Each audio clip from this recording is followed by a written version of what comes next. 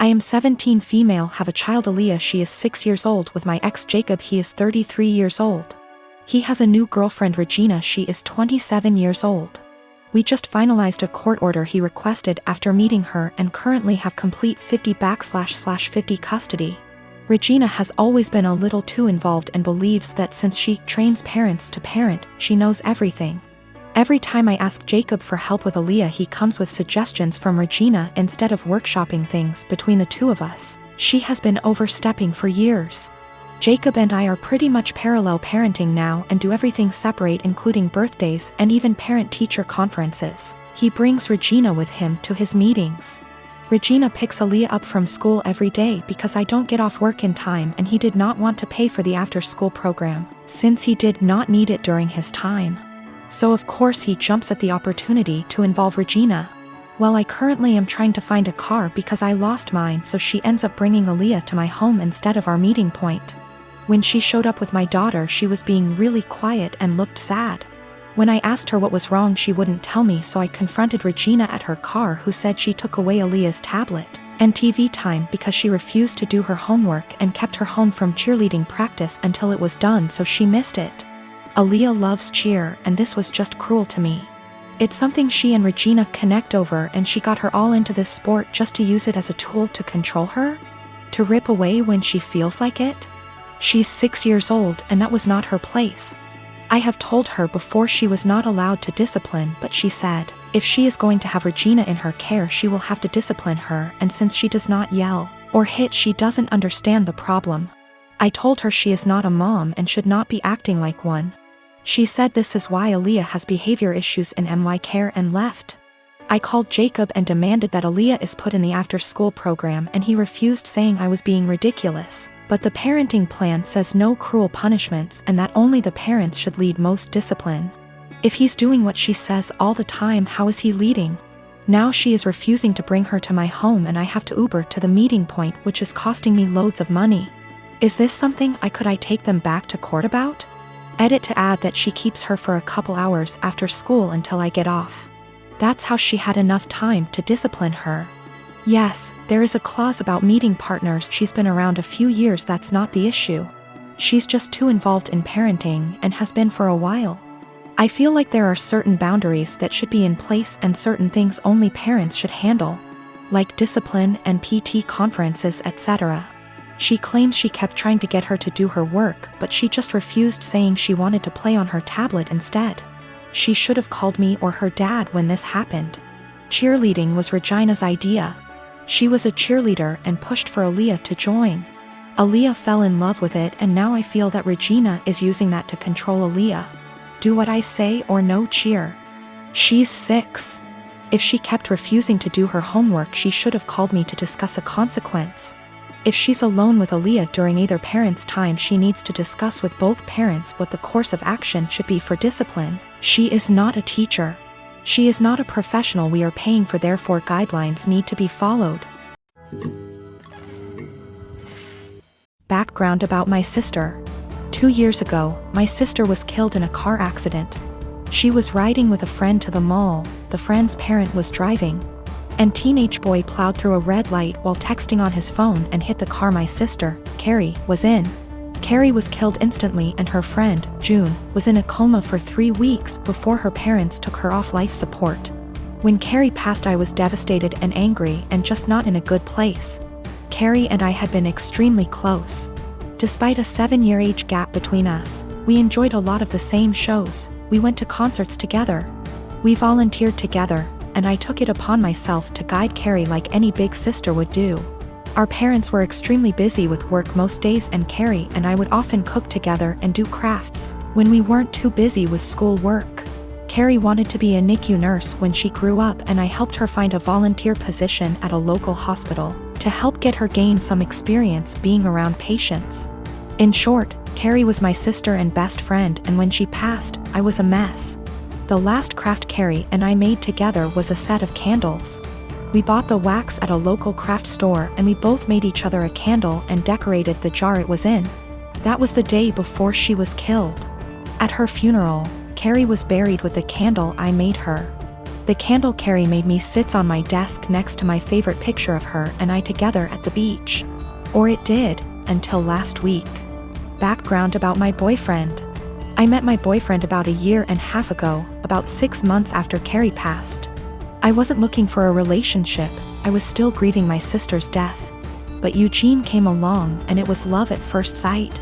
He was extremely supportive, let me cry on him when I needed to, didn't push me into getting over grieving or anything.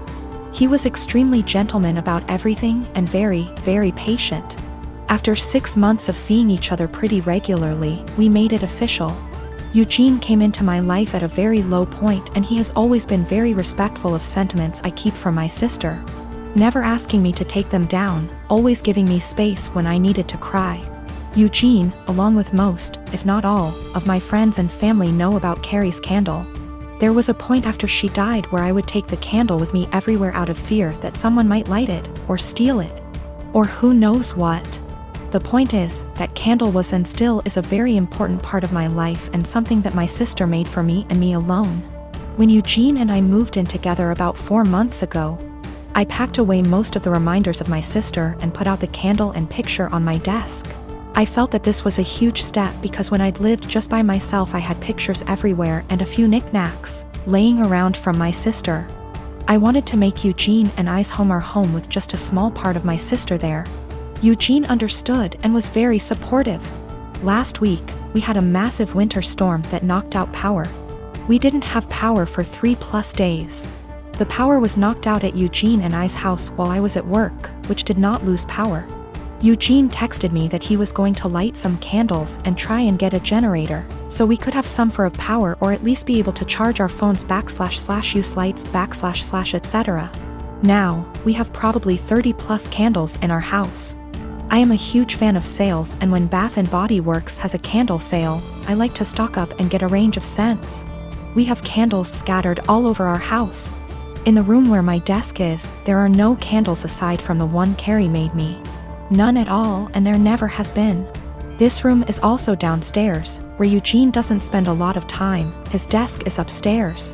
When I arrived home from work last week, I noticed a bunch of candles burning in our living room, safely. Always monitored and not near anything that could ignite. One of these candles was the candle that Carrie had made me.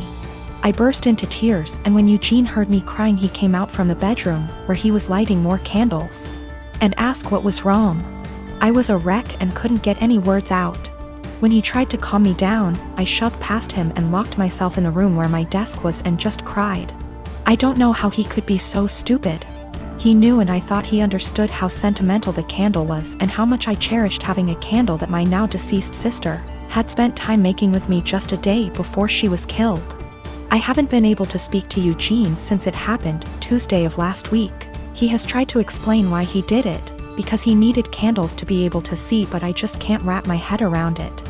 He hadn't gotten into the large candle stash I have upstairs right by the living room where Carrie's candle was, but went downstairs, out of the way to grab the most sentimental, cherished item I have.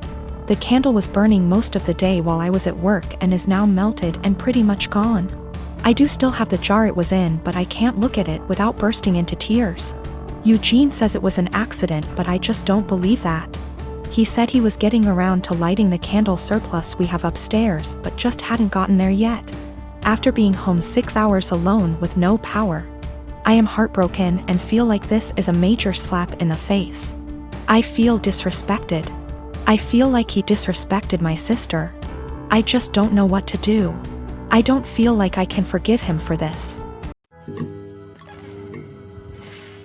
Recently I got engaged to my amazing fiancée Amy. I was the happiest I have ever been when Amy said yes, and was nothing but excited for our wedding. We started planning the venues, the dates, and the invites. When talking about who to invite, we both agreed to invite out coworkers as we have worked in our respective jobs for years and like them all. As I checked that off the list, Amy spoke up and said everyone from my job can come except my work friend Tally. Tally is also one of my close friends, so this surprised me that Amy didn't want to invite her. She has met Tally multiple times and there didn't seem to be any issues. When I asked why, she said she just doesn't like her and finds our friendship uncomfortable. saying she thinks that Tally is the type of person to try to sway taken men and be the center of attention. After talking some more to see where she got this idea, it turned out this was based on nothing but Tally's looks, as even Amy admitted that Tally is always very kind to her. But still, Amy is adamant about Tally not going and said that she makes her insecure. Amy is a beautiful woman, so I don't know why she feels this way. I told Amy that if it makes her feel comfortable not having Tally at the wedding, then that is fine. But before invitations go out, I wanted to speak to her privately to let her know to save embarrassment. Amy agreed, and that was really that. We didn't speak on the matter after. A week or so later, I went into work and Tally started to ignore me, only really talking if it was work related. I was confused, as it isn't just her, our co-workers have started to ignore her and acting strange to me. So I contacted her BF, only for him to be sarcastic on the phone. I asked what the problem was when he asked if I actually didn't know what happened. He then filled me in. Turned out a few days earlier Amy came to my work on my day off with invitations. I had no idea she even made them yet. And handed everyone an invite in front of Tally, then saying to Tally, "You aren't invited, women like you aren't welcome," which has sparked everyone suggesting she is my other woman. Since then she has been harassed by some guys at work and shunned by the women. She is now looking for another job. This pissed me off and I apologized profusely, as I didn't know. When I got home that night, I confronted Amy about this. She denied it at first, but then told me she did it, but it is now not an issue because she's quitting her job. I flipped on her, saying how she clearly didn't trust me to say, and that she crossed a line doing all this behind my back. She didn't see the problem and got upset, asking me why I'm so mad, me responding, "If we are really going to get married, get your insecurities in check and grow up." I stayed at a friend's since, but have had texts from Amy, her friends, and her mother saying for this and that Amy doesn't deserve this treatment. I have made many attempts to speak to Tally privately to find out what was happening prior to contacting her BF. She brushed me off by saying she either had work to do or that there was nothing to talk about. No one would really speak to me, so I contacted her BF as a last resort. Her BF says he is going to pass on to Tally what I said to him on the phone. The wedding is currently on hold. That is also why I'm staying at my friend's. Need some distance to figure stuff out. Nothing has or ever will happen with Tally, no feelings, nothing adult, absolutely nothing. Tally is happy and in love. Her boyfriend is someone I also consider a close friend. I was happy with Amy prior to this. And Tally is more like a sister to me. Unfortunately, due to what Amy has done, all I can really do is damage control. Of course, I am planning to explain to everyone what has happened. I do not want Tally to be going through this. She is a genuinely kind person who does not deserve any of this. My fiancé, James, and I have been together for 3 years, planning a wedding for October 2016. A few months before we met, James brought a brand new home in a newer subdivision. We recently refinanced it and added my name. Before me, James dated a woman, Britt, for about 7 months. She's never been to this current house. From what he's told me, they broke up when he decided they weren't as compatible. The breakup was rough, to the point where he and neighbors called the police when she wouldn't leave his front yard and was screaming at 10 p.m. at night. This is all from what he and his sister have told me. I don't have a reason to not believe them. I've only had a few run-ins with Britt. These have been at restaurants or just coincidences out in public. We never spoke up until now. The problem, Britt has bought a house in the same subdivision that we live in. We even share a cul-de-sac. The only reason we found out about this is from a flyer we got welcoming her to the neighborhood. Our subdivision is very community-oriented. James insists he's never told her where he lives and hasn't spoken to her since the night he called the police.